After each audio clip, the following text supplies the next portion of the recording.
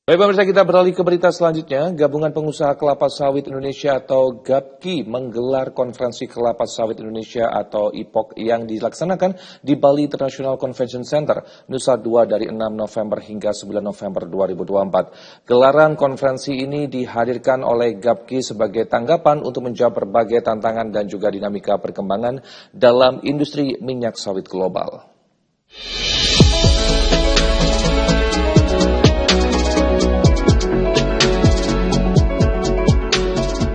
Gabungan Pengusaha Kelapa Sawit Indonesia atau GAPKI menggelar konferensi Kelapa Sawit Indonesia atau IPOK yang dilaksanakan di Bali International Convention Center, Nusa Dua dari 6 November hingga 9 November 2024. Gelaran konferensi ini dihadirkan oleh GAPKI sebagai tanggapan untuk menjawab berbagai tantangan dan dinamika perkembangan dalam industri minyak sawit global.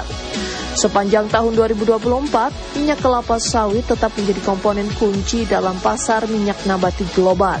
Sebagai minyak nabati dengan konsumsi terbesar di dunia, minyak kelapa sawit memainkan peran vital dalam berbagai sektor seperti untuk konsumsi dan energi baru terbarukan. Menariknya, sekitar 60% dari total produksi minyak kelapa sawit Indonesia ditujukan untuk pasar ekspor, yang telah mencakup lebih dari 160 negara. Mona Surya, selaku Ketua Panitia dalam sambutan pembukaan mengatakan, pentingnya IPOK dalam berkembangnya industri minyak sawit, yang membahas arah pertumbuhan dan inovasi pada industri ini.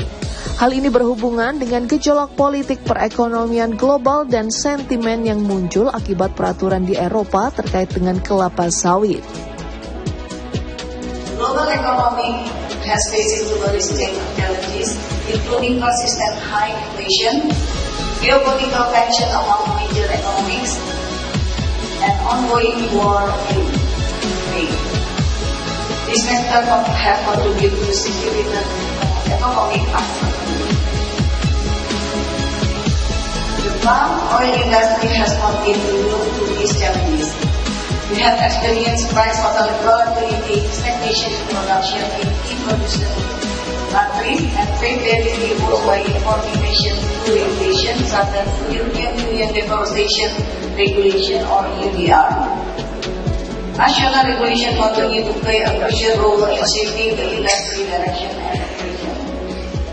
The application of the EUDR, market insights from regional perspective, and the price outlook for palm and olive oils. We are honored to have an array of prominent and professional speakers who will share their valuable perspective. Kementerian Perdagangan turut memberikan dukungan terhadap penyelenggaraan konferensi minyak sawit yang digelar oleh GAPKI, serta berkomitmen untuk bersama-sama dengan para pelaku kepentingan untuk memajukan industri kelapa sawit seperti menstabilkan produksi, memperluas negara tujuan ekspor minyak sawit, dan peningkatan UMKM desa ekspor.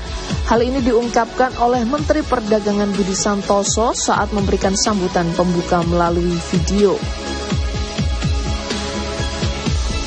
Saya dan jajaran Kemendak berkomitmen untuk mendukung dan terus bersinergi dengan para pemangku kepentingan di industri sawit, baik melalui kebijakan yang kami berikan maupun melalui kemudahan akses pasar dalam perjanjian perdagangan yang telah diselesaikan.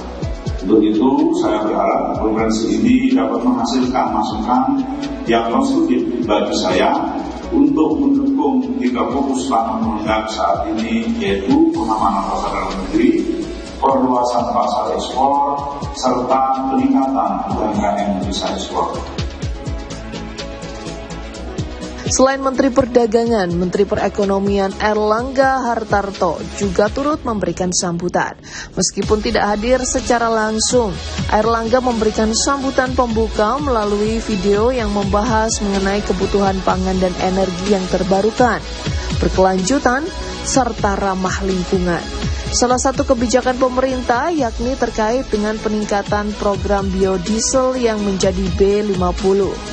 Menurutnya ini menjadi salah satu fokus pemerintah untuk dapat memenuhi kebutuhan energi tanpa harus memberikan dampak terganggunya kebutuhan makanan dan ekspor. Untuk mengakomodir hal tersebut, perlu memacu pelaksanaan program penanaman kembali lahan sawit petani atau PSR, yang mana telah dilakukan sejak 2017 dan telah melayani sekitar 360.000 hektar lahan. Focus on staple food like rice, soybean, and palm oil production. Indonesia biodiesel policy is primarily aimed at reducing dependence on imported fossil fuel, fostering a more sustainable energy mix, and support palm oil industry. The key element for this policy is the mandatory palm-based biodiesel for transportation and industry, which will be increased to B40 in 2035. We are confident that Indonesia has the potential to significantly boost its palm oil production and productivity in the coming years. Ladies and gentlemen, we acknowledge that some strategies shall be deployed to properly manage oil palm production in a way that support the economic growth, energy needs, and food security while protecting the environment. These strategies including enhancing smallholder replanting program, such as PSR. Since 2017, Indonesia has provided PSR grant for approximately 360,000 hectares, benefiting of 158,000 of smallholder. Salah satu isu menarik yang ramai menjadi bahan diskusi di IPOC 2024, yakni dorongan pemerintah untuk menambah energi bersih berkelanjutan. Saat ini penggunaan energi terbarukan atau biodiesel baru mencapai 40% atau B40, yang mana target pemerintah untuk menggunakan B50 di tahun 2028 mendatang. Peningkatan penggunaan biodiesel yang menjadi B50 tentu menjadi tantangan, karena harus dibarengi dengan produksi sawit yang juga untuk mencukupi kebutuhan industri dan pangan. Ketua Gabungan Pengusaha Kelapa Sawit Indonesia atau GAPKI, Edi Martono, mengemukakan pendapatnya mengenai keinginan pemerintah untuk menggunakan B50 di 2028. Dirinya menjelaskan dengan perhitungan saat ini, jumlah yang dibutuhkan pemerintah dan jumlah produksi sawit masih memiliki selisih. Edi menganggap masih sulit jika B50 untuk dipergunakan mulai tahun 2028. Kalau kita bagus di 2025 untuk replanting program, implementasinya itu pun paling kan sekitar 150 ribuan kan. Artinya itu butuh lagi 3 tahun dari tanam, kemudian tambah lagi di 2026.